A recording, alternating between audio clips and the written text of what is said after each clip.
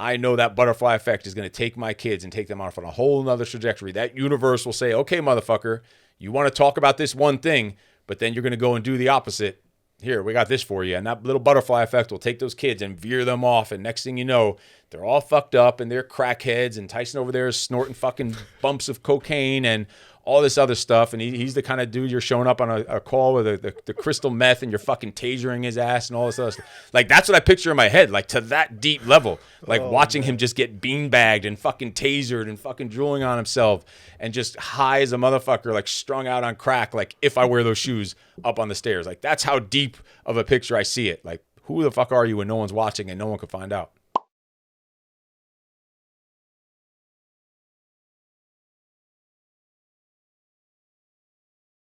Good afternoon, ladies and gentlemen. I hope you're having a fantastic year. We're approaching February, right? Damn, time's flying fast. And today we have the pleasure of a fantastic person here today, Steve. Welcome. Thank you for making it out here. I've been following you for a minute. I'm a fan of your work and what you stand for. And, you know, it really means a lot to me that you made it out here today. And for the public who does not know you, I'll give you a second to introduce yourself, the absolute savage that you are. Let them know who you are, man. Yeah, first off, I'll give you the $5 for saying all that good shit about me there in the beginning. Sick. No one usually talks like that about me, so that's a little odd. I'm just a husband, a father, United States Marine, just learning as I go along and trying to share what I'm learning to other men that could use some of the lessons that I'm learning along the way. I get a lot of opportunities. I'm always looking for new opportunities, and the things I'm learning, I'm learning new every fucking day. So I'm just trying to share it, spread it, so there could be other men and fathers that can also use those lessons, turn those weaknesses into fucking weapons. 100%. I love that. You know, the thing about you that caught my eye a while back, and I've been following you for a minute, with my personal page first, now on my business page. What really caught my eye about you is when we were at BK Live show, right? And there's a lot of fantastic speakers there, but everybody talked about entrepreneurship, business, mindset, and, you know, the struggle along the way. You're the only person, at least what I recall, that came out there and like, hey, we need fathers. Like, all this fine and dandy business money mindset is great, but it starts with fathers. So that's how I was like, this guy's right. 1,000%. That's where it all starts. So talk to me please about why do you think it's so important, before we get into the money mindset and business and all that good stuff, why is it so important to have the right father, to have a father in the family? Yeah, because all that other shit is great, but it's useless. I can give you the greatest sales funnel in the world, all the email campaigns and marketing strategies, and make you a closer that can make tons of money. But if you don't have the foundation of who the fuck you are, you didn't have a role model showing the way how to do the right thing, how to live your life. You don't have that foundational discipline in to start off with. All that other stuff is useless if you don't have that to begin with. And it all starts at home, in your childhood, with your father, with fathering happening. And that's what the biggest problem in this country. Like we were just talking before the show, you were saying that's the real pandemic in the fucking country, is fatherless homes, or fathers that are in the home that are just absent. They're just still not being fathers. Just because a man has kids doesn't make him a father in my book. That just makes him some dude in the house that donated his sperm, and now there's some kid there that he's not even fucking teaching the way he should. So all that other stuff is useless. Plus, I've seen people ruin their families over business because they get so engulfed in business. They think I'm being a provider, and yeah, they might be making shitloads of money. Like I saw a guy speak just recently, a pretty well-known speaker, and I've seen Grant Cardone talk about it, and who's obviously very successful. But the guy said he gives 30 minutes a day to his 13-year-old son. I know who you're talking about. He just said that. I just heard this recently. And then Grant Cardone said he gives his daughter 20 minutes a day. Like, and that's what they get out of dad. Now, I don't care what the fuck kind of money you're making. I know this kid right here who's in the room with us right now, 30 minutes a day would not be enough to make him the man that needs to be able to learn how to regulate his emotions and be the type of man that's going to survive, especially in the fucked up world nowadays. Like 30 minutes is not, to me, not nearly enough. If that works for you, not knocking anyone for whatever works for them, that's fine. But that shit doesn't, in my book, that doesn't work at all. 30 minutes, that's not even our warm up to our fucking workout. That's crazy, man. 30 minutes. I think the same person said, "Oh, I give 1 minute to my mom." I was like, "What the fuck? You give your mom 1 minute of a phone call a day?" No, we don't like to bring up. Yeah, it is. I'm sure it is. That was the same crazy thing. I was pretty surprised, and I'm not gonna lie, I'll admit that fact. When we started working out, and I started talking to Tyson, your son, who's sitting here with us, by the way. This kid is a savage. First of all, you know the way you're raising him, and I asked him the first question I asked him. was like, what do you do? He's like, oh, I run a business. I'm looking, I was like, what? And he just runs me down what he does, what his business is about. I was like, man, this kid is like 12. And then he goes into and he runs our workout, like keeping up the pace with you and me, and an adult workout. Not just keeping up the pace. You saw when we were getting started, because it was a little different setup than we were in our heads. We were talking about on the way over and planning it, and he helped me come up with it. And I'm asking him, does this make sense to do this? And he's like, no, we should do it this way because it's only 15 yards. We were planning on 30 to 45 yards, so we're going to have to go there and back, leave the equipment here. He's pretty much set up the whole logistics of the workout we just did. I love it. Even the one of the employees came up and said, hey, you guys are good, but this kid right here, I want to give him a fist bump because he's putting in the work alongside with you guys. Yeah. How does that make you feel? It's I heard someone say, I don't remember where, that you have two chances at a father-son relationship. And my father-son relationship, as me being the son, was a shitty experience, a fucked up experience, not one single good memory that I could think of from that experience. So you have a second chance once you have a son. So it's really just making right the things that I saw, the things that I learned, and using that as the blueprint of exactly what not to do. So how does it make me feel? It's our life. It's our everyday life. So it just makes me, it's awesome. Obviously it's fucking awesome. Like I try to think of my kids as my superhero. They think that I'm their superhero and I'm this superhuman like figure, but I look at them as like my heroes because I never had a good father-son relationship until now. I have a good father and daughter, father-daughter, father-son relationship with my kids. So that's the way I look at it. Yeah, you always say that when I follow you. Always say that you refer to him as that hero. Like, this kid pushes me, and I'm proud of this kid. So I understand now why you do that, and it's crazy. It's a very powerful driving force, huh? Yeah, 100%. I notice a lot of times there's people who are successful tend to divide into two different camps, right? One are successful because they had a right father, because they were brought up the right way, they were taught the standards, the values, the hard work. And then there's ones kind of like you and me, right? We didn't have the best relationship with our dads. My dad was an alcoholic. My dad wasn't exactly there the times that I needed him. But I don't hate him or anything. But people who grow up to become something in spite of their parents carry different energy. You're one of those people. I noticed that about you. I can relate to that. I know a few of my friends who are successful in different fields of life have that. It's like a chip on the shoulder. What is it that about people like you, or even me or us, that relationship that was not there between you and your parent turns out to be some kind of driving force? What do you think? It's crazy. But think about it, as we were talking about the fatherless homes and how that's the biggest problem. So what's the difference between that person, all those people that you see on a daily basis that don't have the father, that end up having fucked up childhoods and being fucked up adults? What is that small percentage that also had equally fucked up childhood but used it as they flipped the switch on it, use it as a strength? There's an old story of there was these two twin brothers. One of them was a crackhead, homeless, drug addict, whatever. They asked him, how'd you become a crackhead? How'd you become homeless and a drug addict? He said, well, my father abused me. He neglected me. He never paid attention to me. He beat me. And that's how I became a crackhead and a whatever, homeless drug addict. Then they asked his twin brother, who was a millionaire. They said, how did you become a millionaire? He said, well, I had a father who abused me, neglected me, beat me, and that's how I became a millionaire. So it's what was the difference between the two of those? Somewhere along the way, they probably had to come across someone that helped them with one little tiny move, little butterfly effect move that put them in that right direction. Probably it could have been an uncle, a sports coach, maybe, that someone that connected with them and went and helped them flip that switch to take, instead of making that as a fucking excuse, weaponize that weakness, take that suffering, turn it into a superpower instead of boo-hoo, poor little me, daddy didn't fucking love me, and all this other shit, and they turn out to be a shitty adult. So there's a small percent like ourselves who take that and say, all right, I'm going to do this different.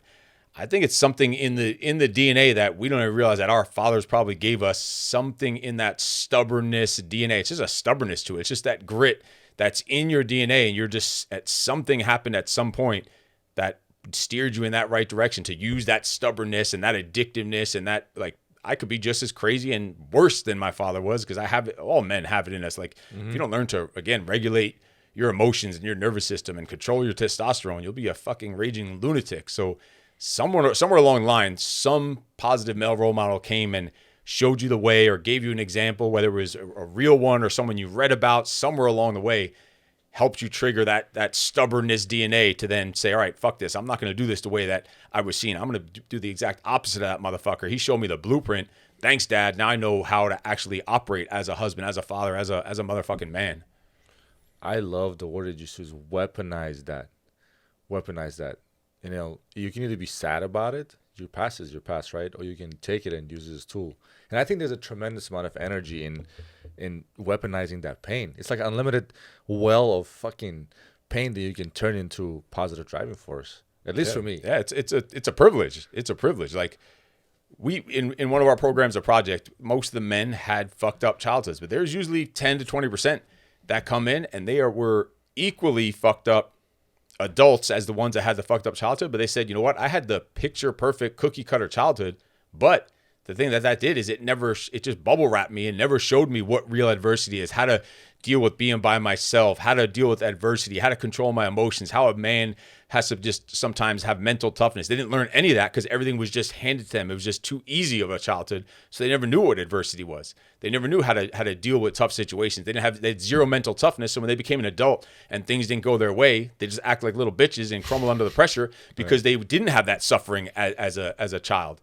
And that's kind of what I do with my kids. Are they going to suffer the way I did as a child with a mentally, physically, and emotionally abusive father? Fuck no. But they're going to learn adversity other ways. We're going to manufacture adversity, like the workout we just did together. We train every day. My son hasn't taken a day off in over 2 years, literally not a single day off of training. And we do different fundraiser workouts, like 24-hour workouts. We've done a 24-hour weightlifting workout, 24-hour hikes, 24-hour bike rides. So we're manufacturing adversity other ways so they can know what it's like to hit that wall, to want to quit, to want to stop, for life to suck. But we're doing it in a positive way, in a good way, where they're still getting that same edge, that same sharpness that I got in a fucked up way. I'm going to manufacture that for them so they're not missing out on that, because otherwise they're going to be that same adult who doesn't know how to handle life when life kicks you in the fucking nuts and kicks dirt in your face when you're down and you don't know how to handle it. You just boo-hoo cry like a little fucking baby boy. So you're manufacturing adversity, but you're taking away that toxicity behind it, where our parents, some parents are fucked up. They do things to you without realizing it has a very toxic trait behind it, right? Some sort of punishment or something. Mm-hmm. You're bringing the adversity part, which is structural or necessary, without the hate, the pain, and the bad, negative side effects of it. I'm sure there's some hate and pain and negative effects in there sprinkled in. I'm sure. Is that right, Tyson? I'm sure they could tell you. They're not fucking say yes. I'm sure there's some of that in there, but yeah, overall, exactly that. They need to get the effect of that adversity, because then they don't know how to act as adults. They don't know how to operate. Like, they don't know how to deal with the real fucking real world. The real world out there is a crazy place, a fucking wicked place. Nowadays, all the crazy shit going on all over the country, all over the world. You need to be prepared for that, especially as a man. That's our job, to bring order to that chaos. Yeah. And if you don't have that adversity, whether it was from a fucked up childhood or manufactured, you're not going to know how to be that man, be the one that can bring the order to the chaos. Speaking of chaos, you are one of those people, you're a man of discipline and structure. Like, your structure and your systems breakout is pretty intense, dude. Like, you have everything planned out, your schedule, you journal everything. Where did that come from? Is that self-developed, or you learned that from somebody? Like, you're extremely disciplined and structured in that way. I think it probably was maybe fine-tuned in the Marine Corps, but even before that, just as a kid.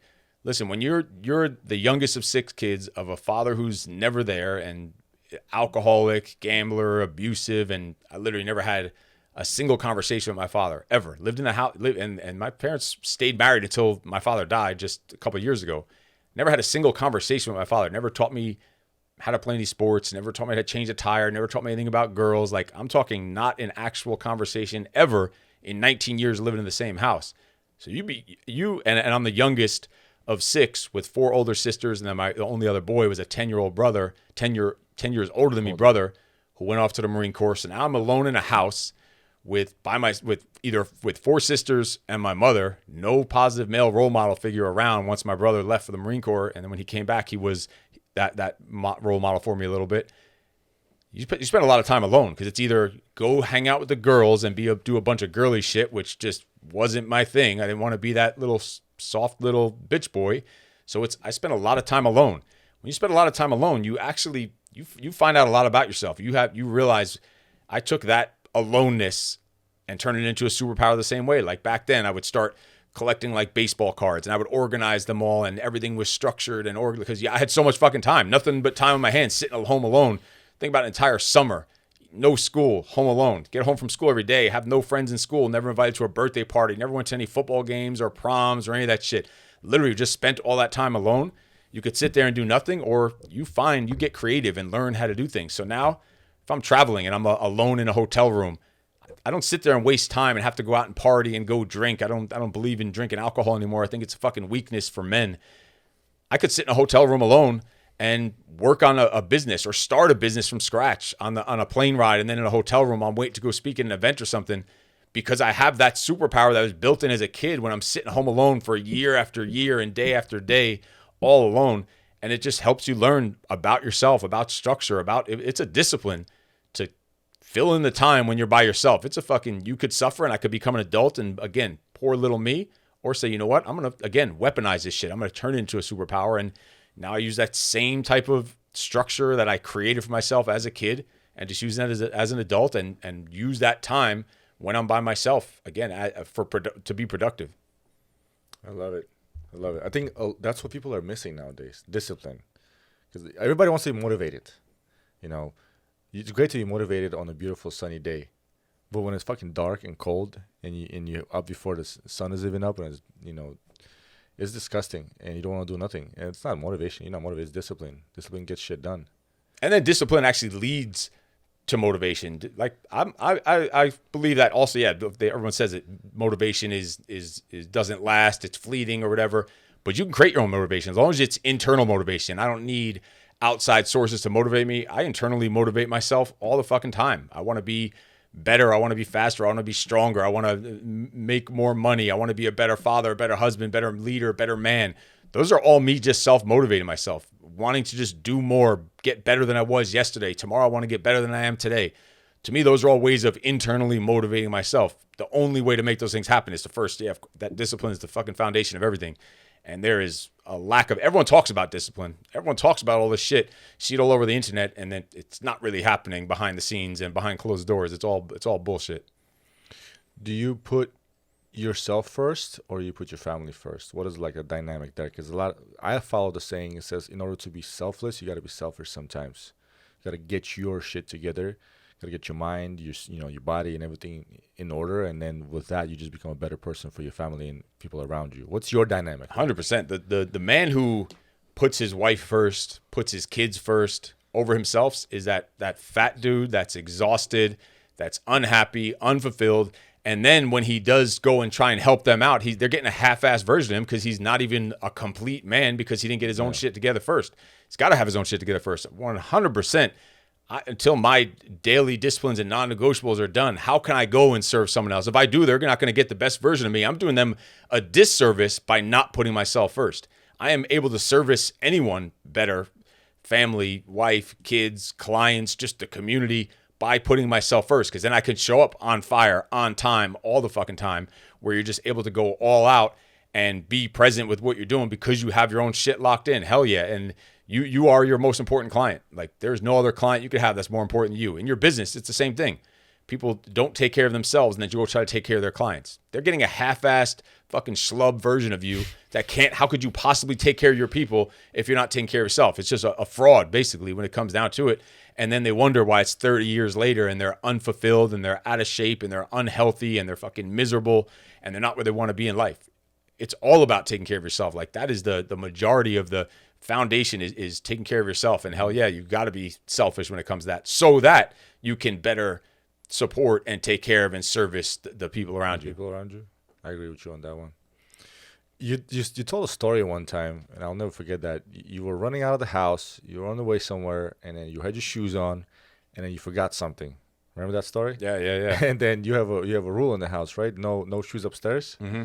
And then everybody's already outside the house. You need to run inside, grab the keys, and I think you said like, I can just go in there, no one sees me, and I'll have my shoes on. That's fine. But you're like, no, like it's me against me. Like I know that I'm gonna break my own fucking rule and go inside the house with shoes on. So you took off your shoes, went upstairs, came back down, put your shoes back on, and left. Yeah. Like what does that bleed into all aspects of your life? And why is it? Why do you have that self-checking with yourself? Why do you always keep yourself on check like that? See, I'm not like some woo-woo tree-hugging hippie motherfucker or whatever, but I do believe in the universe and a higher power and whatever someone wants to call it, their God, whatever they believe in, it doesn't matter. There's something bigger than ourselves. The world wouldn't be the way it is, the planets and the fucking universe. So I'm a believer in that. So if I'm going to enforce stuff on my family or even entrepreneurs or bosses or CEOs, they enforce stuff on their team, but don't do it themselves, not willing to do it themselves. There's a thing called fucking karma, and there's a thing called the butterfly effect. And I believe if I'm going to tell my kids to do something and I'm not doing myself when no one's around, I'm a little fucking bitch. Like, first of all, it's a hit on my character. You just feel like you just know, you try to justify it, but you know you're just being a fucking bitch when you do that. Like, literally, you are not who you say you are. And I know a lot of motherfuckers out there that are like that. They again, the social media and Instagram makes fucking heroes out of everybody. And I see some of those people. Yeah. I see some of those people behind closed doors, and it's nothing like it. You see it on there. They're the ones that will still wear the shoes up the stairs when no one's around. That's what real discipline is. Who the fuck are you when no one's watching? When no one has any way of finding out of what you're doing, like, who the fuck are you in that moment? And I'm not perfect. I still fuck up all the time. I still do stupid shit all the time, but it's always getting better, and it's always has a discipline as a foundation. Because if I go do that and go up those stairs, I know that butterfly effect is going to take my kids and take them off on a whole nother trajectory. That universe will say, okay, motherfucker, you want to talk about this one thing, but then you're going to go and do the opposite. Here, we got this for you. And that little butterfly effect will take those kids and veer them off. And next thing you know, they're all fucked up and they're crackheads. And Tyson over there is snorting fucking bumps of cocaine and all this other stuff. And he's the kind of dude you're showing up on a call with the crystal meth and you're fucking tasering his ass and all this other stuff. Like, that's what I picture in my head, like, to that deep level. Like, watching him just get beanbagged and fucking tasered and fucking drooling on himself and just high as a motherfucker, like strung out on crack, like, if I wear those shoes up on the stairs. Like, that's how deep of a picture I see it. Like, who the fuck are you when no one's watching and no one can find out? No wonder you take your own shoes off, man. And there's motivate. Look, that's motivation. That's it's discipline, but that's also that's motivation. That's internal motivating. All right, do I want Tyson to be fucking strung out on crystal meth and get beanbagged to death, or just wear your fucking shoes, take your shoes off on the stairs? It's fucking motivation. Your own internally generated motivation, just like energy. You can instead of relying on other energy sources or caffeine and drugs and steroids and whatever else, like, internally find that energy in yourself the same way as you find internal motivation. Like, create that energy, be a source of that energy by having those disciplines down. That's why the discipline leads to the energy. The discipline leads to the motivation. If you're disciplined in your training, disciplined in your nutrition, disciplined in your hydration, your sleeping, that's going to give you energy. You're internally generating like a fucking nuclear power source, that the motivation, the energy, the confidence, so that you could take the freaking actions you want. And then you just don't have to worry about anything else. You just be your fucking self, and you know that all those bases are covered and shit's going to fall into place where it's supposed to. Self-generating energy. Okay. I like that. But you go deep down to that rabbit hole, man. I mean, I was just thinking, like, if I think about this way about certain things that I do in my life, shit, I'll go probably far, because the mind can take you far. And if you just over not taking your shoes off, you thought about Tyson doing all that. I mean, God, now I know why you're so driven and motivated. And this is what the way it is. This is the way with conversations Tyson and I have. Sometimes he'll be like, "Wow, that went downhill real fast." Like, when we're thinking of something, and I just take it to this whole new level. Yeah. But it's to sink in that fact and, like, reinforce it, teach that lesson, because especially as fathers, we think that, well, first, when it comes to these things like the shoes on the stairs, we need to set the standard, we need to live the standard, and then we need to enforce the standard. Most men just want to fucking enforce a standard. That's it. They probably didn't even properly set the standard, and if they did, they didn't do it clear enough, they didn't communicate enough. They're sure as fuck not living it the way they should, but then they want to enforce it. We need to set it, live it, and enforce it. If we do that, then we're being that positive male role model that we're supposed to be. And then the lessons are caught, that the kids are seeing how you're operating. But then when it comes to kids, they're not always going to catch your lessons. Yeah, lessons should be caught and not taught, but I think lessons should be caught and then taught, because sometimes they're not going to pick up what the lesson is. I forget what the situation. Wish I could remember what it was. Something just happened with Tyson, like, it was about a month ago, and I asked him afterwards, and I said, "Did you get what was going on there?" And he caught it as something different than it was the lesson. I said, no, the purpose was this and this. So he didn't exactly catch the lesson. We think that they're just catching it, even when we're thinking we're being that role model and they're catching on what we're doing. Yeah, we got to let them catch it, but sometimes, especially with kids, they're not fucking, they can't read your mind. So you got to let them they got to be caught and then taught, like reinforce it. Make sure, did you get that lesson? This was the lesson. This is why I did this way, a certain way, or whatever it is. I can't remember the scenario. I wish I could, but I remember there was a time where he caught the wrong lesson out of what he saw going on. And then we talked about it. He said, oh, now I got it. Check. So sometimes it has to be reinforced afterwards. Yeah. And that's life. In school, they first teach you, right, something, and they give you a test to see if you learned the lesson. Life just fucking throws the shit your way, gives you the test, and then like, well, now see if you learned the lesson or you're not. If you haven't learned the lesson, it's going to happen again and again and again. And if you learn the lesson, hopefully you don't repeat the same mistake.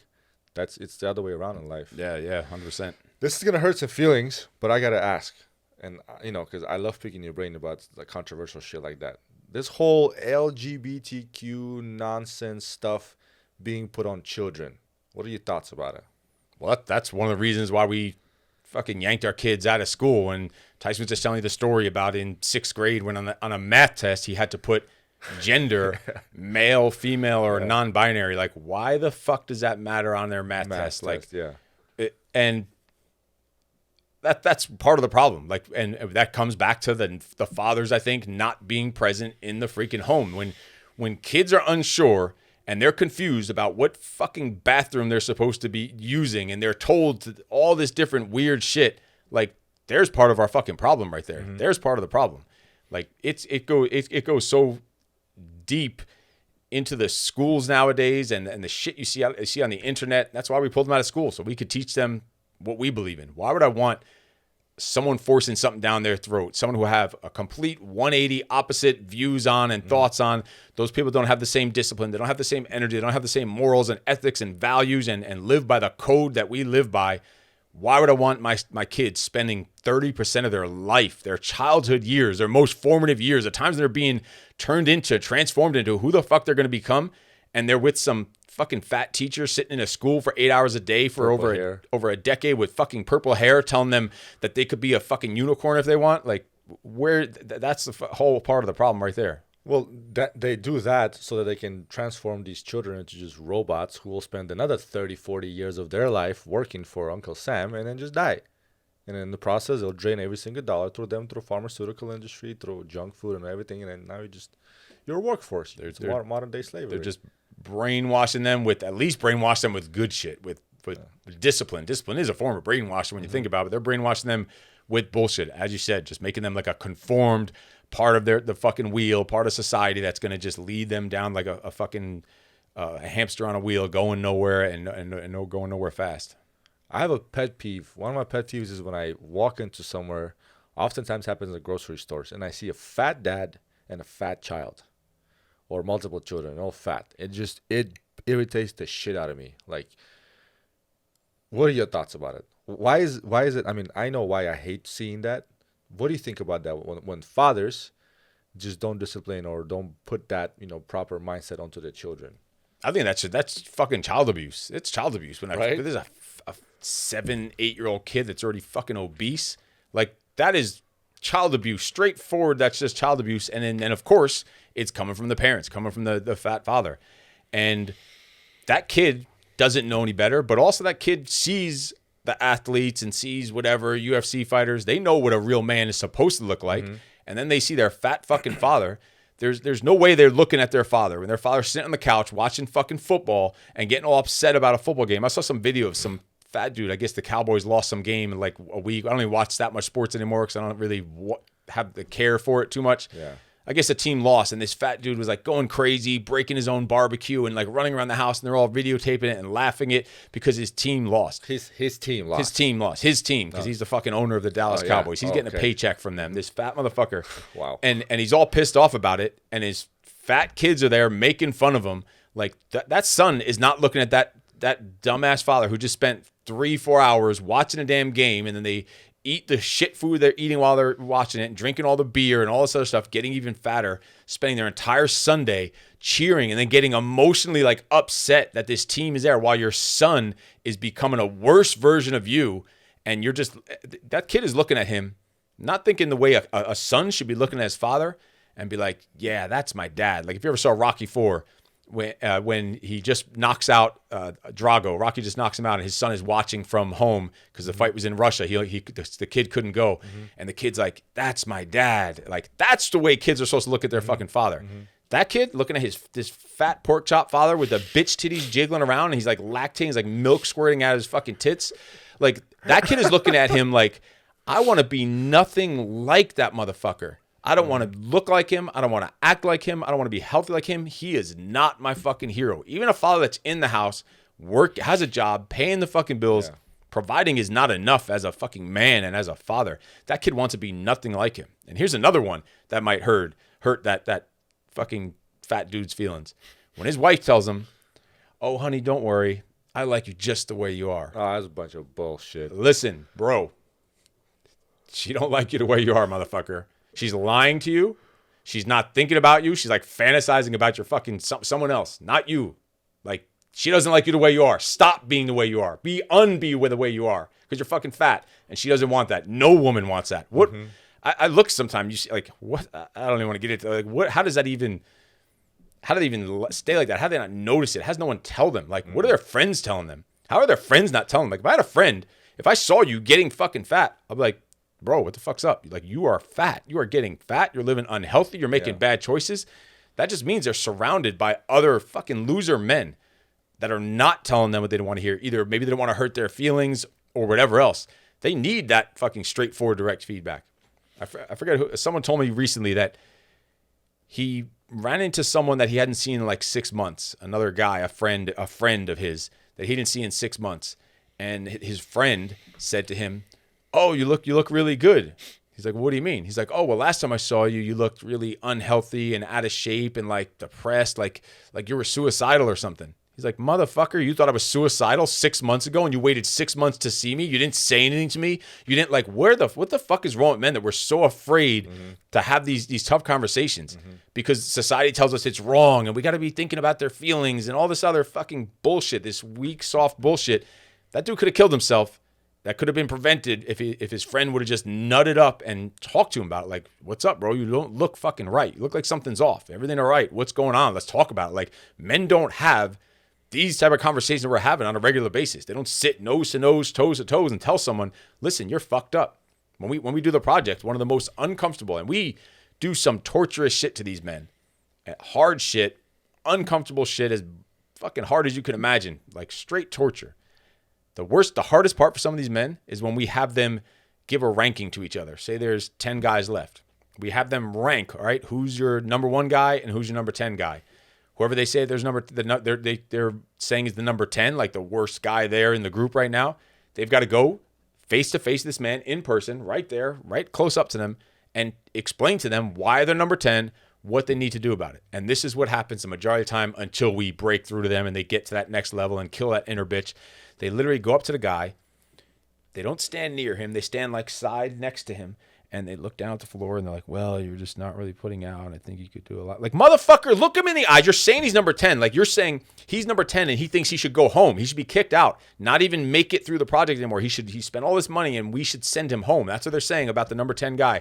And that's the feedback you're going to give him. You're not going to give him any real useful feedback where he can do something about it and help him out. Because they don't know how to even talk to other men. They don't know how to give feedback. They're too afraid of it. They just weren't shown how to do it by anyone else. They weren't shown how to fucking just be a man, really. Most men really were never taught how to be a man. So you see a bunch of grown, adult-sized fucking little boys with bitch tits running around and afraid to talk to another man. Yeah, that's true. But nowadays, everybody cares about the feelings. But feelings don't matter when the shit hits the fan. Like, a bad guy's not going to ask you, "Oh, I'm sorry, would it be okay if I rob you right now or if I knocked you out and raped your wife? Would that hurt your feelings?" No. The evil is there. Evil doesn't give a fuck about your feelings. And you cannot fight evil with kindness. You need to bring violence. And that's what everybody has a problem with. Like, "Oh, well, masculinity is aggressive." That's toxic. You're being toxic. Yeah, toxic. What does that even mean? Toxic. How is masculinity toxic? I don't understand that. Maybe you do. I don't know. Tell me. If someone's, and there could be toxic femininity. There could be a toxic woman who's just a pure fucking nightmare and a bitch and whatever. Just like there could be a toxic human. Any human can be toxic, but they put it automatically. If you're a man, if you're being manly, it's toxic. I don't know what would toxic masculinity be. Maybe someone who's physically beating his wife. All right, he's dominating, being domineering. Maybe that's toxic person. There's nothing to do with masculinity. It's not masculinity because the whole definition of masculinity couldn't be toxic. It's like an oxymoron. It wouldn't go together. Masculinity is that man, that husband, that father, that provider, that protector, that leader that's leading the way as a positive male role model. That is masculinity. That one that's bringing the order to the chaos, taking care of his people, be on Overwatch, watching over his people, being the flame keeper that's keeping the flame lit and the fucking dreams lit and the faith lit of all his people. That's masculinity. So it can't be toxic. There could be a toxic man just the same as there could be a toxic fucking woman. And you know what? I probably came across, and usually the women are the ones that say that's toxic masculinity, or the little bitch ass motherfucking men out there that just want to be women or something. Yeah. The women are usually saying it, but you know what? Probably if I think it now that I'm thinking about it, I never really thought about it until you're just saying this. That's why these kind of conversations are great. I think I've met twice as many fucking toxic bitches than I've had toxic women than I have men. Like, think about it. How many toxic women have you met in your life? A lot. Fucking crazy. But toxic masculinity. No, you're either just you're just an asshole or you're not. That's basically what it is. Toxic masculinity. It's fucking stupid. I think weakness is toxic. Inability to assert yourself as a man, inability to be a man, like everything you talked about earlier, how to be a man, right? That's fucking toxic. You're weak. That's a fucking awesome point. That's true. Like, it is. Like, if you're that fat dude that's pissed off that the Cowboys won and your kids are making fun of you, that is fucking toxic. But that's who they want you to be. That weak, soft, bitchy, conforming, displaying your emotions and being more vulnerable and all this other shit. That is toxic because that's the opposite of what masculinity should be. So fucking great. That's an awesome way of looking at it. 100% is toxic. That definitely, at least to me, it's very toxic. You mentioned the project, and you let me know if that question is I cannot ask it or not. But men having a hard time opening up with each other and with you guys, especially after, like, put away the physical side, right? I know I'm a hard person to open up. It takes a while for me to open up, and I'm constantly working on it. That's one of my, weaknesses. I admit it, but I'm working on it.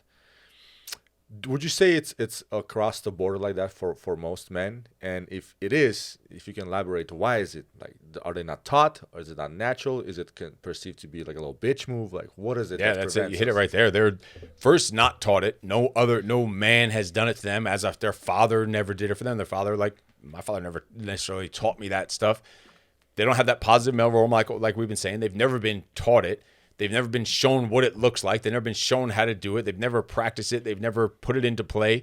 So yeah, it's almost across the board for the most part. Even the men who think that they are a leader, the reason why we are so aggressive with the way we do it, because men do. Men come in with their dukes up and their defenses up, because that's what we do. We guard our feelings or whatever. We guard the emotion. We guard the issues. We avoid them. We hide them away in a closet. We think we could just bury them, but eventually it's going to explode to the wrong degree, to the wrong person at the wrong time for the wrong reasons. So yeah, it's across the board. Almost all men try to shove that shit down, try to suppress that shit. That's why like I told you before we were on here, the first 24 hours of the project is when it's the highest dropout rate, because we have to fucking beat them down, break them down. So slowly you're exhausted, you have no sleep, you're starving. All right, what the fuck do you want to know? It's just like, think about like interrogating a suspect or something. They wear them down. Like, think about I don't want to, whatever, however they do it, but you wear them down. There's so techniques, all right, techniques. So now we could get to the real point of what we're talking about. Now this is the real reason why you're here. It's a breakdown so they can have breakthroughs. And people see shit on the internet. They see a little 10-second clip of me flipping out and screaming and cursing and yelling, like, oh, that's even military veterans. Like, I was in the military and this is poor leadership. This is poor whatever.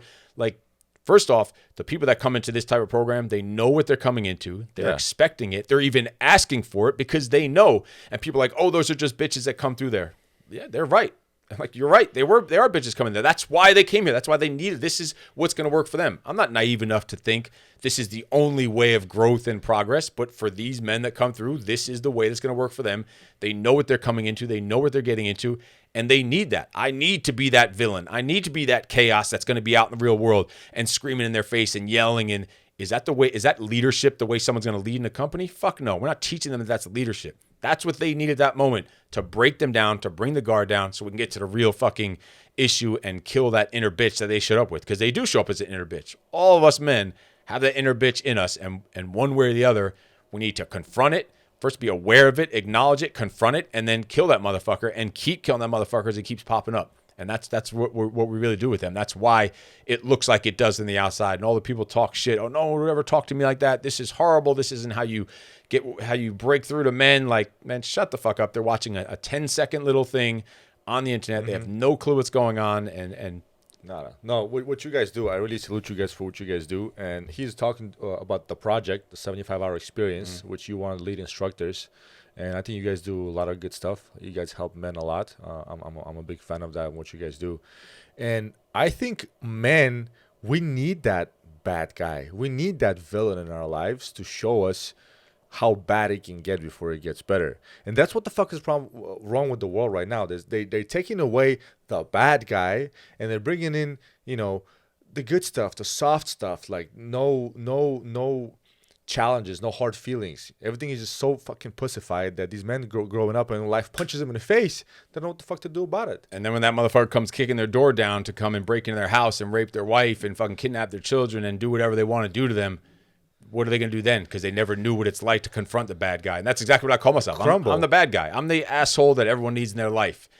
Is that who I am all the time? Is that, no, I'm like that when I need to be like that. If that's the way that I need to break through to these men, they need that bad guy. Exactly what you said. They need that asshole. They need that chaos. They need that villain. They need to be confronting the villain and the demon, because guess what? There's plenty of fucking villains and demons out there waiting in the real fucking world. And if the first time they have someone aggressively approach them is in a real life or death situation, they are fucked. They are going to crumble. I saw a video of, I don't know if some of those videos, you don't know if they're real anymore because they're so bad. This guy jumped off of a motorcycle, a guy and a girl walking down the street. Two guys jumped off a motorcycle with guns or knives to go rob them. And the dude fucking just took off running and left the woman there. Yeah. And they just robbed her, and they couldn't even rob the guy because he was fucking out. He was out because he he never was around the bad guy. Pathetic. He never saw what it's like. I almost think that, like, to me, that was so, I want to believe that there's no way that, like, that had to be like a setup, like that woman set up. I don't even know, because that dude, I don't even understand. That dude is such a fucking bitch. Pussy, yeah. Holy shit. Yeah. No, because women at the end of the day, in their nature, they want to see a man next to them. I don't give a shit how much they say, well, I'm a strong, independent woman, I'm this and no. At the end of the day, they want to be protected.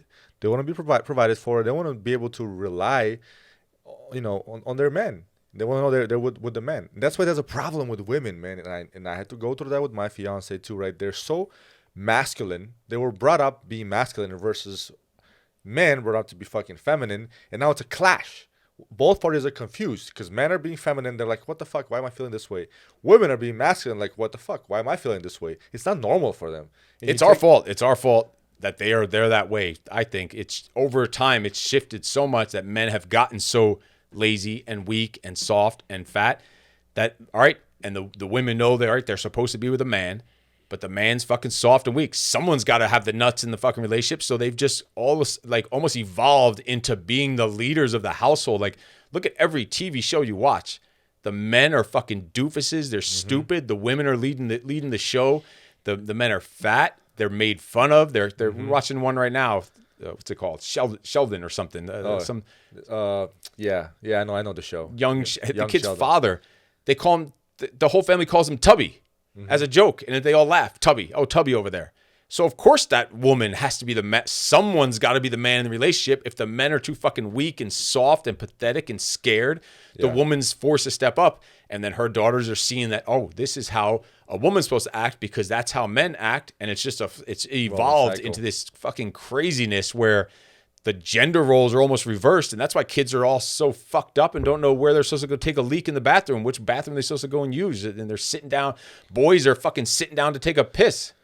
No, I have a friend. She's got two dogs, a boy and a girl, right? Both are neutered. And because the boy was growing up with a female dog, he started fucking taking a piss like the female dog. He started acting like a female dog. I'm like, dude, why is your fucking male dog acting like a fucking bitch? Oh, well, just that's how he is. And the same concept applies to life. If you got a bunch of women, if you're surrounded by a bunch of women, you're gonna start acting like a woman if you don't have the right role model. Yeah, and that woman doesn't even want to be in that role. She's just forced to be, because if she's not, who the hell's gonna be the man in the relationship? Now there's no one being the alpha, even though I hate using that term, but there's no one really being the man. They don't want to be there. They want, like you said, they want that man to be a fucking man, to be the one that's the protector, the one that's covering over the nest and taking care of everything and making sure they're provided for and protected and safe, and they can respect him. But he's not there, so they're forced to do it. They don't want to be that.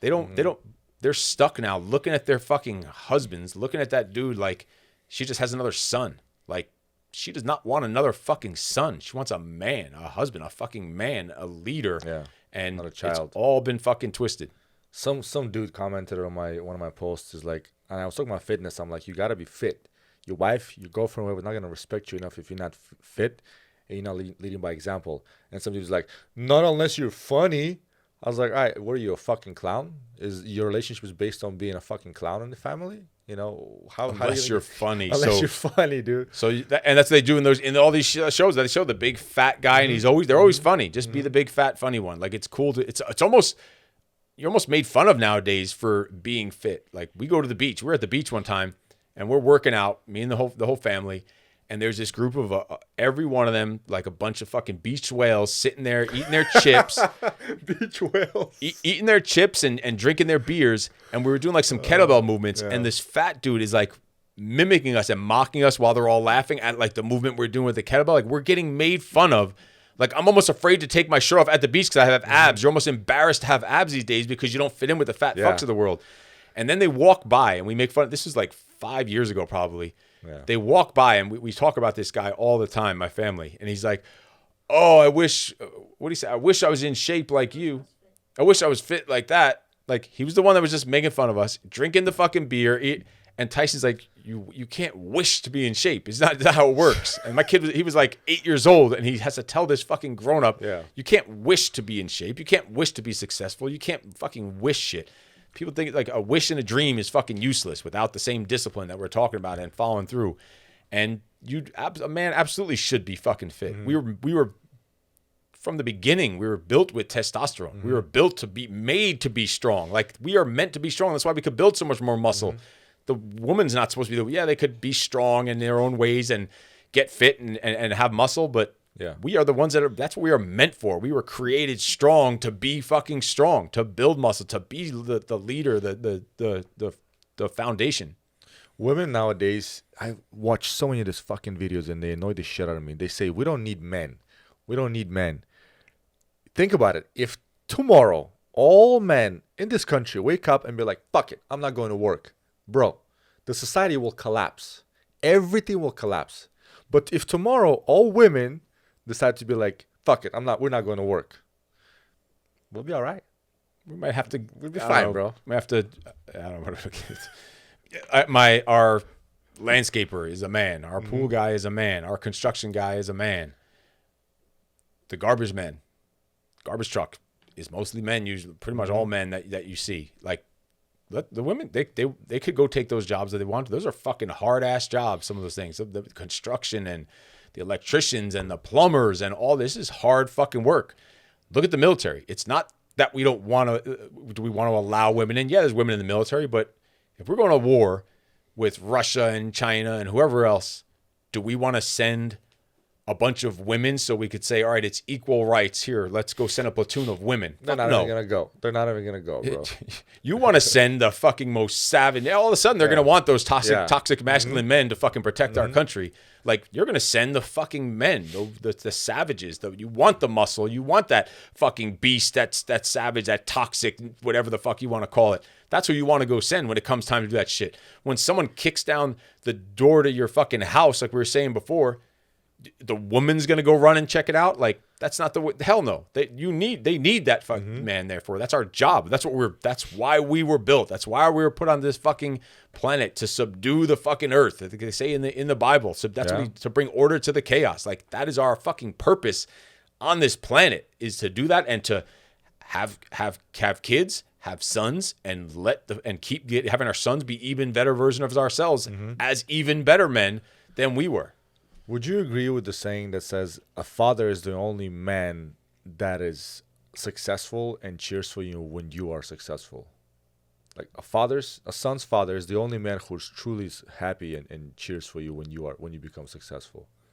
I think somewhat, but I think men could still be fathers, as in even not their own kids. You're still a father. To me is like a verb. It's like a something that you're doing. You could not even have kids and still be fathering the community, still be a role model to other kids in the community. So there's other ways that men could do that, but it's just about doing the right thing, having that discipline, showing the way, being a man, and you could still be successful and happy for those people. But I think men are we're meant to be fathers. I think that's one of our main purposes, is to have kids and to have sons also, is so you can Be a keep father? it. Yeah. Cool. What standards do you have for your children? I know you're raising a son and a daughter. I spent some time with Tyson today. Very proud of this kid, man. He's way ahead of his pack amongst his peers. But I'm sure you have some kind of standards in your household, knowing you. But what standards do you have for your children? Like non-negotiables maybe, or what's the protocol that you raise them by? Yeah, I mean, there's tons. We have tons of rituals that we follow and different things that we do. Some of them are just fun, like working out. We train every day. My son trains every day. My daughter doesn't. Some days she doesn't feel like it. She wants a day off. That's fine. No one really needs to train every day, I guess. But the days that if she doesn't train, there's going to be no screens. There's going to be no video games or nothing. Like, as long as they do the work, they know their basic tasks, just like anyone else. They have their little checklist because we have homeschooling, so they have just their basic things they need to do each day. If that stuff gets done, it gets done on their own time, on their own schedule. They create their own schedules. They have freedom. They have freedom to then do it when they want to do it. They have freedom to just hang out afterwards, after done, if they've done all these other things that they're supposed to be doing. So there are standards on how we're going to act. We have a freak code, our family freak code, which is like basically our family core values. You have them in your business. You should have them in your family, whether or not you have kids, but especially if you have kids, and they should even contribute and help you create those. Like, these are the standards we live by. This is how we act. This is how we talk. This is how we operate. And then we have a family meeting every Sunday. We have about an hour-long family meeting, just like we would in a business. We have a family meeting, and the first 30 minutes of that family meeting is we're kind of reviewing and reflecting and revisiting the previous week. What were we grateful for? What were our victories? What were our struggles? What's the feedback we have for each other? And then the second half of that family meeting is preparing and planning and previewing the upcoming week. What's the schedule look like? When are we working out? Who's doing what? Who needs help with what? What am I going to need help with? What potential problems do I have coming up this week? And so we set those standards there. We know, imagine that, like knowing going into Monday, knowing we've already with the family sat down, we've already looked at last week, took the data, information, the lessons learned, and now we're using that to make next week even better. We know who's doing what days we're going to the gym, what events we have, who's leaving when, who's traveling here, who's going to go to the gym, what days with what people, what times are we having our one-on-one meetings, and all this stuff is all planned and scheduled out for the week. It lets you just attack and be so laser beam focused on each task you're doing, because you know you have all the bases covered. We know, like we have that family meeting where it's all four of us. Then I have a meeting one-on-one with my son, another meeting one-on-one with my daughter, another meeting with a group meeting with just me and the two kids. And then my wife does the same thing, where she has a meeting one-on-one with each of them, a meeting with just the two of them and her. Those are all different dynamics that we then can connect on different levels and work on different things together. And we have those every single week, and we work on those. And so that's part of our standards, is having those meetings, having those different dynamics, setting up the schedules together, getting on the same page with each other, following what we call our freak code, the family core values, and checking in on that whenever we need to. And just like in a business, you look.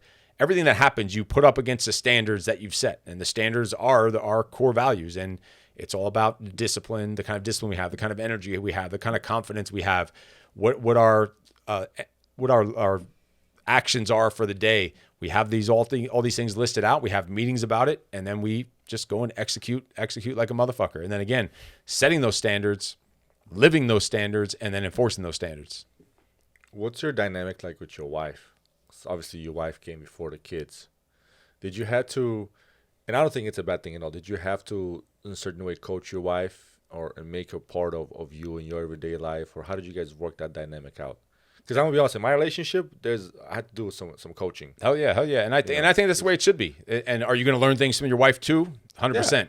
Yeah. But yeah, as we're starting to think about like quitting our jobs and starting a business. One day I just left the job I was at a gym and said, I'm just going on my own, going to start my own business. She was still working at a regular job. And I started going to doing some coaching and studying and learning about sales and leadership and marketing and personal development, and just boom, and learning. And you start leveling up if you start leveling up, and this goes for your wife, for your kids, for your team, for your business partners, if you're leveling up and they're not, there's going to be too big of a good divide. That gap, that slant is going to be too big. You're going to be speaking two different languages. So yeah, as I started getting into meditation and reading different types of books and getting into journaling like years ago, all these things I would introduce, and you can't make anything mandatory, but it's like, here, I think you should try this out because it's working for me. And you won't even understand. We wouldn't even be able to understand each other. So, and then it bleeds down to the kids. Now they all meditate. They all do the journaling. We have daily debriefs that we do, like an AAR, an after action review every day that the kids send in. We have a group chat. So yeah, you have to bring them along for the ride. And it is our job to lead the way on that usually. Like, think about it. Who should be the leader of the fucking family? It should be the man. And it's also, though, your duty and obligation. If you're used to sitting on the couch and watching Netflix and eating that fucking ice cream all the time, and one day you decide to go to a fucking Tony Robbins seminar, and now you're Mr. Motivated, and she's still down here just with the Netflix and fucking ice cream, that is not her fault. Yeah. This is what you have agreed on in the beginning. This is the way you were. This is like the standard you set. You decided to go here. It is your job to bring them along for the ride. Even if they don't keep up the same pace, every 2 or 3 steps you're taking, maybe they're taking a step. You take another step, they take a half a step. You take 3 steps, they take it. So they're close enough at least and in the same world. And I also think that makes it, that's like a force multiplier when you can do that. When you have your spouse that is into these same kind of things and learning and developing and leveling up on you're speaking that same language, when it comes time to ever possibly collaborate and work on businesses together, like our entire family works on almost all of our businesses together. And to me, that's a force multiplier. I could have employees that quit or team members that quit. It doesn't matter. If your spouse is on board and knows what's going on, that's like a cheat code, because you have someone that you can trust, you can rely on, that respects you, that you're like, you have nothing to worry about. Like it's like a cheat code in the game when you're able to make that happen. It's very hard to make that happen. That's why it's so powerful when it does happen. Most people aren't able to do that. But yeah, it takes a little bit of coaching, takes a little nudging sometimes. And once it does work, it's fucking powerful, and it's a superpower. It's a cheat. It's a cheat in business and in life, and relationships. I'm learning that as we go, and sometimes I have to give her a little push, but some things you can't even teach them. Like, I'm having a hard time. She had to get her own fitness coach and nutrition coach to pick up the fitness part and the macros, because I just, obviously it was hard for me to explain certain things. No, that's not even what it is. Sometimes they're just so fucking stubborn. Here's the way it goes. You'll tell them something every day for like 3 years. They'll be like, fuck off, leave me alone. I don't need your help. I know what I'm doing. And then they'll see on like fucking Oprah show or something like 3 years later, the exact shit you've been saying for 3 years. They're like, hey, I started doing this thing that I saw on fucking Oprah or Dr. Phil or some dumbass show. I'm going to start doing it. You're like, motherfucker, I've been telling you that for 3 years. So sometimes they need to hear from a different source other than just... They think you're trying to impose too much of your will on there, and they got to give the credit somewhere else. All right, Chloe, go do the fucking Oprah thing you saw on Oprah, even though it's what you've been saying to do. I'm always like thinking I should do the same thing with teaching her firearms, because obviously I love shooting. I'm comfortable with guns. She wants to learn more, but I was like, okay, if I teach her the way I teach others, or I told myself, she's probably not going to like it. But at the same time, it's a fucking gun. It's not a toy. This is a weapon to take a life or save a life. So save myself some nerves. Probably ask one of my friends who are instructors, like, hey man, can you give her a couple of Sundays? You're certified in everything and anything. Yeah. Take care of that part, man. I'll work with men. And it comes to separating stuff too. Like, we have the family meeting, that's a family dynamic. But then every Tuesday morning, me and my wife have a one-on-one business meeting, and it's all about business. And that hour meeting, we are not husband and wife. It's a business meeting. Like, we've had the conversation in the past where when we were in business together, where I was like, listen, just because we're married doesn't mean that these activities or this way of operating is acceptable in business. If it was someone else, they'd be fucking fired. Like, so we can't let, like, you have to have those same standards just because you're married. So when it comes down to business, it's a complete separation of the two. We are no longer freaking married. It's business, and we have to do them the way that we would do it in business with anyone else. So that you have to kind of separate those two, especially when you live at home, work at home, the kids are at home. It's got to be like clear boundaries set between like, all right, what's personal, what's professional. Like, we won't have business talks just throughout the day. It happens. Sure. We're not fucking perfect. We'll end up in these conversations in the kitchen or whatever. But usually it's like, all right, we need to have this talk about business or money, finances, or marketing, whatever it is, or some issues that are going on. Can this wait till our meeting on Tuesday, or do we need to go into the office today or now, or set a meeting to go into the office and make it a business meeting? Because Otherwise, you're walking around the house just talking about business, which could sound like arguments to kids. Like we've had our daughter when we're talking about business, just a normal business conversation, say, oh, why are you guys arguing? We're like, well, we're not arguing. We're just having like a discussion debate about how we should approach certain things in business, but we're just doing them out in the open in the house. Like, you know what? We need to do this at the specific time where the business, we have that energy, like different environment in the house. We go into my actual office to go talk business. Out here, this is what goes on out here in the office. That's where business gets taken care of. I like that. I might start using that too. I'm slowly bringing in her into my business side, and not only all that, you can also benefit, tax write-offs. You can hire your family, your spouse, your kids. There's benefits to that. 100%. Yeah. Yeah. I'm gonna have to start implementing the same ideas. You're a mindset coach. You're a mindset men's mentorship coach. You talk about muscle, fitness, mindset, money, cover a lot of different aspects. What brought you to that? All of a sudden you said, you quit your job and you went balls deep into that sphere of work that you do. Why? Well, first it started in the fitness industry. I first worked at a gym, then started doing in-home training, and then opened up an actual gym. And as I was in the gym, you started realizing as a personal trainer, anyone could teach someone push-ups. Anyone could teach fucking macros. You could Google that shit. It's not that hard. Even the workouts in general, not that hard. You could do jumping jacks for an hour a day and you'll get in fucking shape and you'll lose 100 pounds in a year. But what I notice is when I'm with these clients, we're having conversations about completely other shit. I realize I'm closer to their life coach and almost I'm not a therapist, but you're having those deeper life conversations with them and helping them so much more than just the health and fitness side. And I think everything is just the progression. Everything is the stepping stone to the next thing. Just like that kind of gym stuff led to the project. The project led to private coaching, and the project will be a stepping stone to the next thing, which led to the Squire program, because we were with the fathers in the project, and it's just the men, and we're like, all right, but then the men leave, and they're like, all right, what about my sons? What about like my family? That's why we started the Squire program, which is father and sons, and that's what a lot more of the focus is going on now, because everything is a stepping stone to the next thing. Every goal you accomplish is just a starting point to the next freaking goal, and that's where I think it really came from. It's just a progression. It's the way things have progressed from fucked up childhood, no male role model, getting to the Marine Corps, seeing how men really are supposed to operate, starting a business, getting some clients, some who mentor me, my brother showing me the way a little bit, other clients showing me the way, business coaches and mentors showing me the way, biographies I'm reading about, like greats in history, are showing me the way and saying there's so much more than just the fitness side. And that transformed into, all right, how do I help other men with the things that I'm learning along the way? That's the project. All right, now how do I help the men help their sons? All right, the Squire program. How do I help them on a deeper level? All right, private coaching, one-on-one coaching, the group coaching. And all these things are just a stepping stone to the next thing. And it's really just finding out these things along the way that are working for me. And if more men could have the kind of relationship that I have with my son, this world wouldn't have 90% of the fucking issues it would have. Definitely. And listen, if this fucking dumbass right here could figure out some of these basic things in life, I'm no fucking genius. Like, if I could figure some of this shit out, anyone is capable. If I'm capable of being a halfway decent husband and father, any motherfucker in the world is capable of doing it. So it's only can shift, and we need to shift the fucking way back on this planet of men being the positive male role models to their sons. That's what this coaching is all about. That's what every single one of these programs is about, making fucking men be men again, really. All right, now I'm gonna poke a bear there a little bit. You obviously in your 40s, late 40s, not to talk shit about your age, but you established yourself in this world and in life. You got family, you got kids, you have respect from your peers.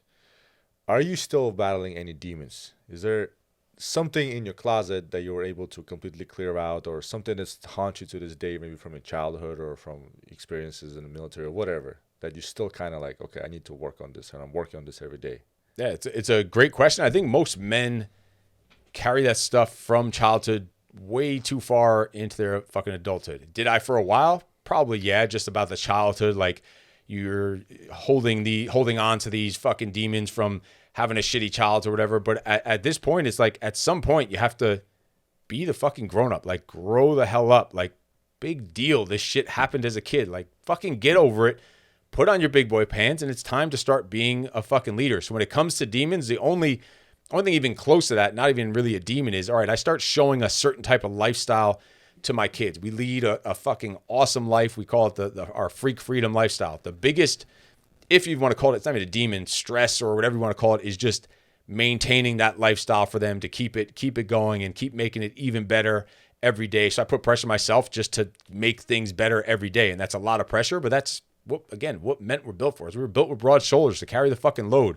But demons from childhood in the past, I'm damn near 50 years old. I don't have got time for that shit. Like, how could you possibly perform if you're still living off of shit that happened 40 fucking years ago, 45 years ago? You can't possibly perform. And it's just a process of acknowledging that shit, working through it, whatever way works for you. Some people need to go to therapy. Some people get coaching. Some people do the work and whatever ways you need to work through it and overcoming that. Really just, it's that inner bitch. Like Carl Jung calls it the shadow. We call it the inner bitch, or Dexter. If you watch Dexter, he calls it your dark passenger. Dark passenger. Exactly. Like just learning to just kill that motherfucker, or not only just kill it for the most part, kill it to where it can affect you, but still know that it's there, because there's times you need to call upon that again to weaponize it, to use it to your advantage. Once you can start realizing you could fucking weaponize anything, like that's a fucking superpower also, instead of always letting shit drag you down. So it's not that you're necessarily killing or overcoming all those demons. You're just learning to accept it. All right, this is what my fucking life was like. And guess what?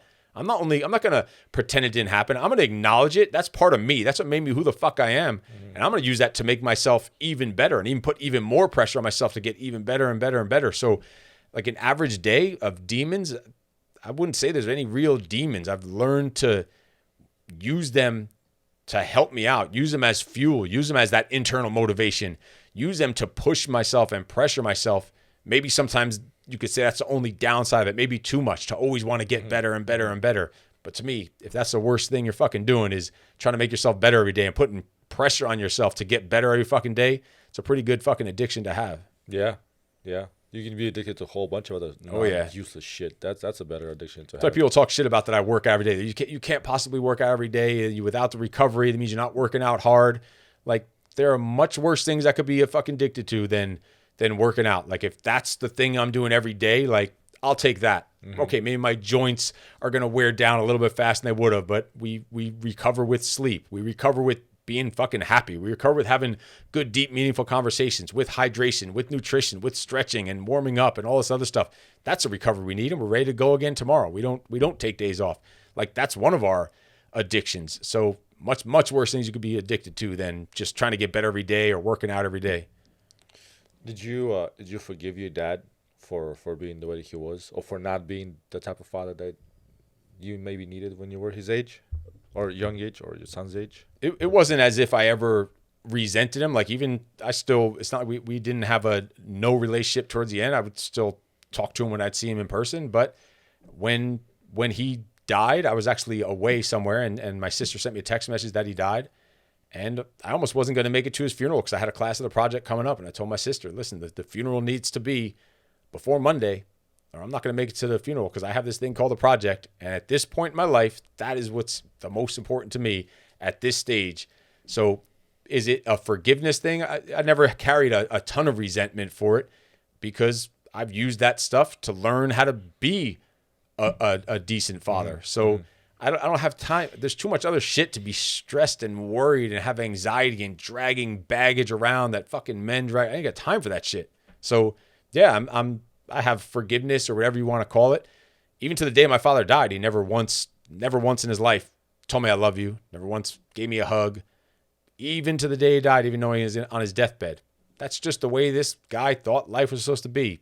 Fuck it. No one showed him.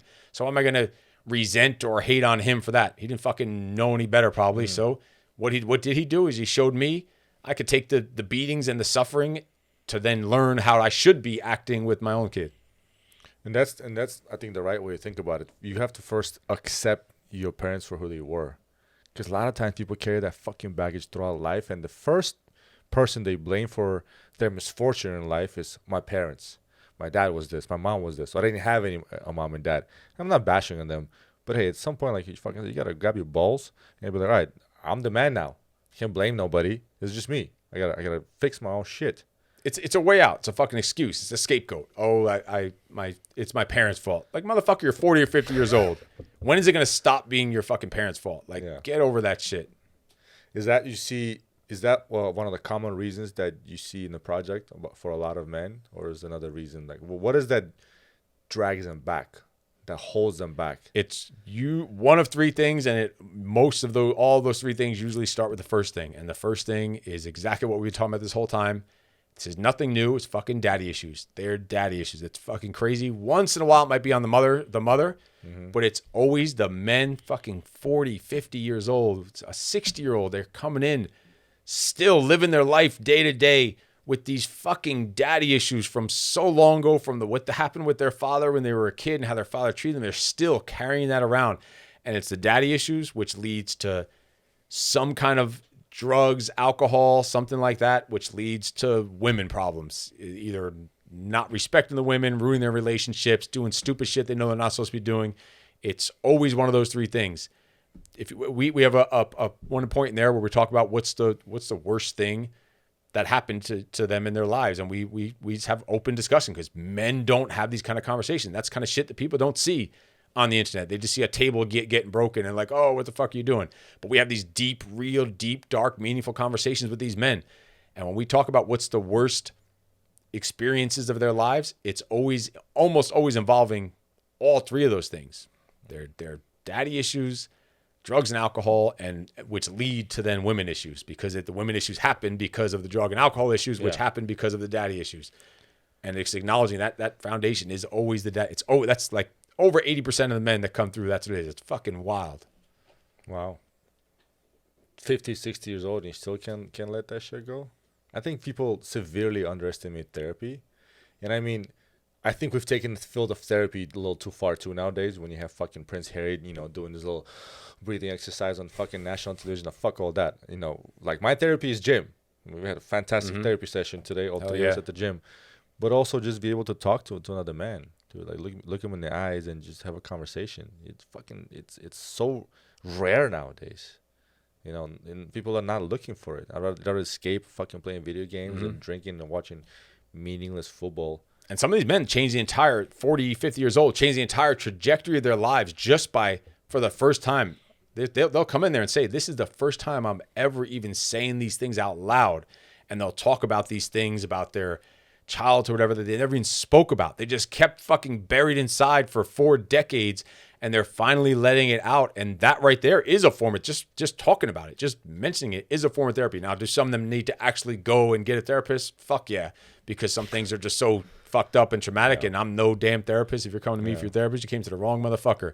Because if a man can't find his purpose, and this is called, that's what this podcast is all about finding purpose. If a man has kids and a son and a daughter, and he's outside of the very few people that actually have mental illness, but just has a job and has a son and a daughter and kids, and you have kids, and you're lost and confused, and you're searching for your purpose, and you have fucking kids, like you should just go and fucking kill yourself. Like, what the fuck? You can't find your purpose when you have kids? Like, what more purpose do you need than that? Just go bash your head against a fucking wall that you need to find a purpose when you have kids. Like, that is the only purpose you need, to get up early in the morning, like set the fucking day on fire and stomp you through your day and do whatever the fuck it takes to provide and protect those freaking kids so you can make them even better human than you were when they're growing up. Like, that's what purpose is all about right there. Anything, I mean, underneath your religious purpose and whatever else that is to someone. No, I love that energy, man. Totally agree with you. I'm not a father yet, but a lot of guys that I had on my podcast, and a lot of guys that I talked to, including yourself, and I had Nate here, Byron, also the same thing. Like, having a child or having children change their perspective on life. It's like something else awakens in you. It's like another animal awakens in you. You're extremely protective and motivated, and just a whole new level gets unlocked in your system. Is that true?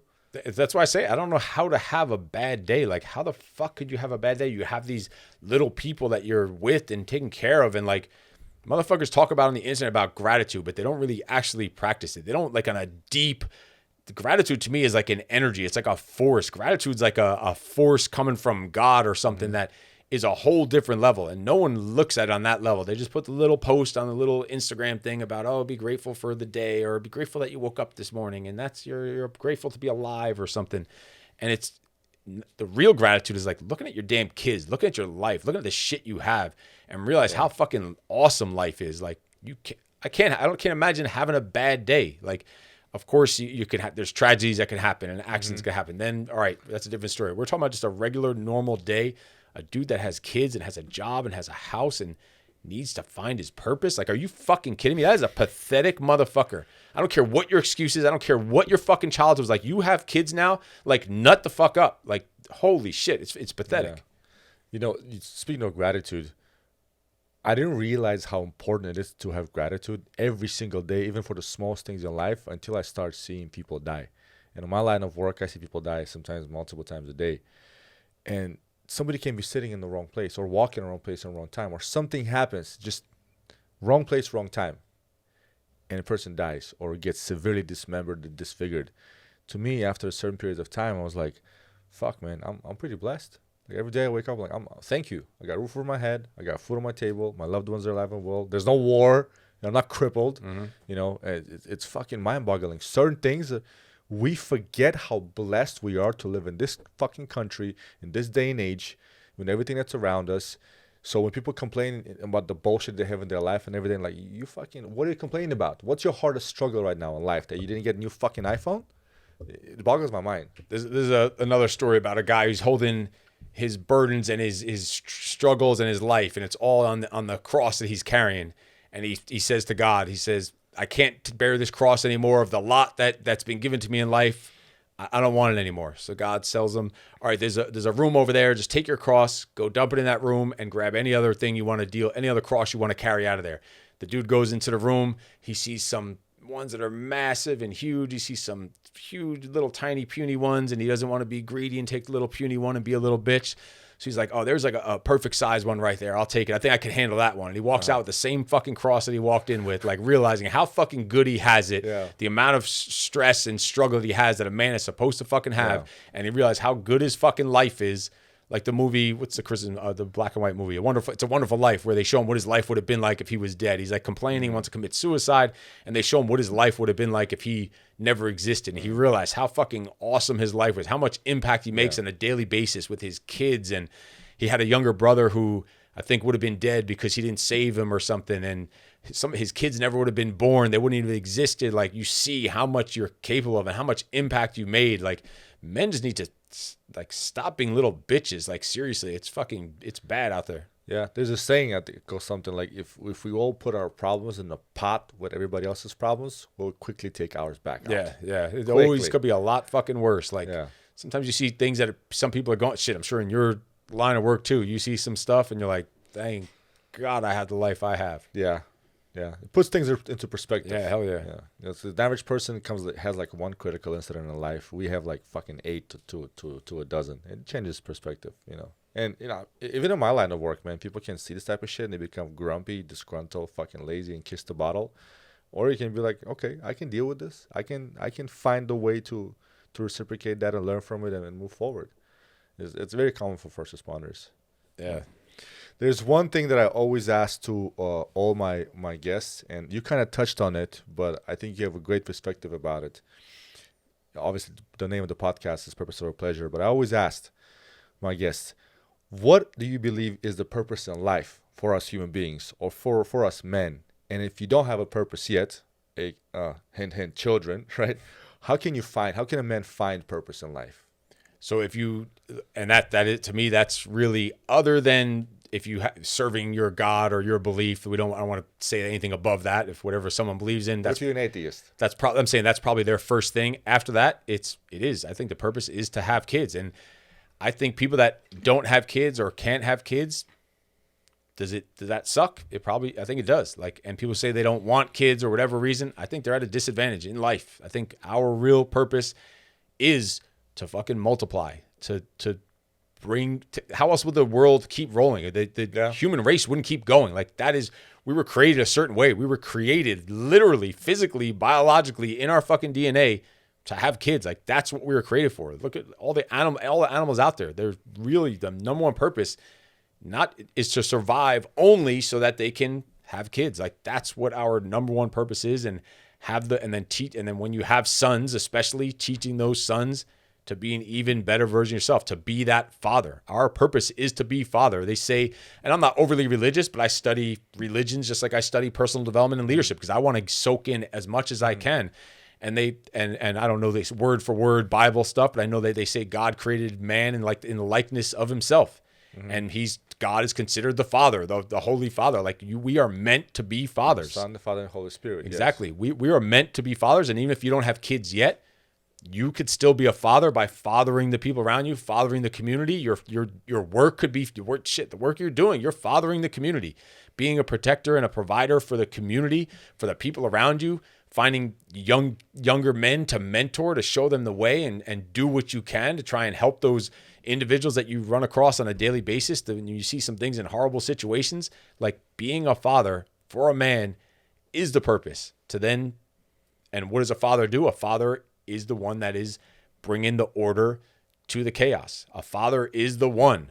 A father is the one that's on Overwatch. A father is the one that I said before is the flame keeper. That is our purpose, to be the fucking flame keeper, to keep the flame burning of the fucking human race and make it even better than it was already. And how do we keep that flame? How are we keeping that flame burning and keeping that fire burning is by passing it down to our kids and making them fucking awesome humans. Like that is the only purpose. That is how I judge my day and my life is how are my freaking kids doing? Show me how someone's kids are doing, and I'll show you how they're doing as a job as a fucking human. Wow. Show me how someone's kids are doing, and I'll tell you how they're this human being. Okay. What if? Okay, let me be a devil's advocate here, right? I don't believe in God. I'm an average 24-year-old, John Doe, atheist. I don't have kids. I'm not in a relationship. I'm not obese or fat, but I'm average. My life is average, mediocre at best. And I don't know what the fuck my reason in life is. What would you tell me? Let's say I came to you, Steve, this is my fucking life. Okay. What should I do to fix it? I'm fucking depressed. It really comes down to the same thing. First goes back to what we said before. Taking care of yourself, making yourself fitness first. The fitness is almost always the base foundation, but also taking care of your mindset. They should be training every day, reading every day, studying every day, getting smarter, getting more knowledge and wisdom so that they can be that role model. They could still be fathering. To me, fathering doesn't even mean you. I know people who are better fathers that have no kids than fathers that do have kids, that do better and help more young men and more people and more of their community than motherfuckers that do have kids. Like that fat dude crying about the Cowboys is a worse father than you. I'll tell you that, and you don't have any kids. You are a better father than him. You're making more of an impact on other men out there. Even you could you could father older men. You're still fathering them. The ones that don't have a positive male role model, you could still be that positive male role model to them. And here's one that people don't think about. You could be a father and fathering as you start learning stuff to your fucking self, to your younger self, to that little bitch boy that's stuck inside you. Go father that little dude who never had a father as you start growing up. Like father that little motherfucker in yourself. There's a place to start right there. There you go. So be that type of person that you needed when you were a fucking kid. And all of a sudden those kid problems go away. You got your father, your fucking self. That. It's the first place. You don't have to go search for him. I think at the end of the day, that's what I've been doing with my life. It's trying to be the type of person who I never had in growing up. And you're getting that foundation set, the discipline, the training, and you're fathering that little bitch boy, and you're taking care of all those problems so that you don't carry those into adulthood. You're also now being an influence to other people and impacting other men's lives even before you have a kid. You're fucking fathering right now, and all that's doing is preparing you and getting you ready for when you do, hopefully one day you do have kids. And then now you're ready for it. Now you're ready to be a kick-ass fucking father who's going to create a human 1,000 times better than yourself. When I record this, by the way, I love that tattoo, man. No excuses. Yeah. When I record these episodes, sometimes I think about, I only have 30 episodes, something. I think about, if I were to die tomorrow, hopefully not, would I want my children or my son to see these episodes? And when I interview my guests and the questions I want to ask him, when I share something, I'm like, I want to say what I want my child or my future son to hear. If I were to die tomorrow, for example, tomorrow's never fucking guaranteed. I wanted to look back in all these episodes and learn something from what I've learned in my life, and that's how I kind of run my episodes. You know, when I bring guests such as yourself, I was like, I want to learn. I want to be a better father, future father. That's fucking awesome. Like literally, you're fathering your future kids, your future son before they're even born. In case you're not even there, that's fucking awesome. It didn't fucking hit me till now, man. You just kind of broke it down to me like that. That's fucking awesome. Not only am I fathering the younger version of me, I'm also fathering my future child. I don't even fucking know hell that. yeah. You go and you fucking die today. You know, you're and you have a kid that's on the way, let's say, and you fucking die and you're not even able to be there. Like, this is here's the blueprint, kid. Here's what I've worked on. Here's the thoughts. Here's what I always would have taught you, wanted to teach you. It's all right here. That's fucking powerful. Thank you, man. Thank you. You made me realize that. I appreciate that. That's why, and listen, that's why conversations like this between men need to fucking happen. Yeah. Men don't have it. Like, we're thinking of different things, and you're popping, and things are popping in your head that you never even thought of or never even looked at from that perspective. It's fucking awesome. I think a lot of times we have this wall, we have this fucking ego, like, what does he know? Or what does he know that I don't know?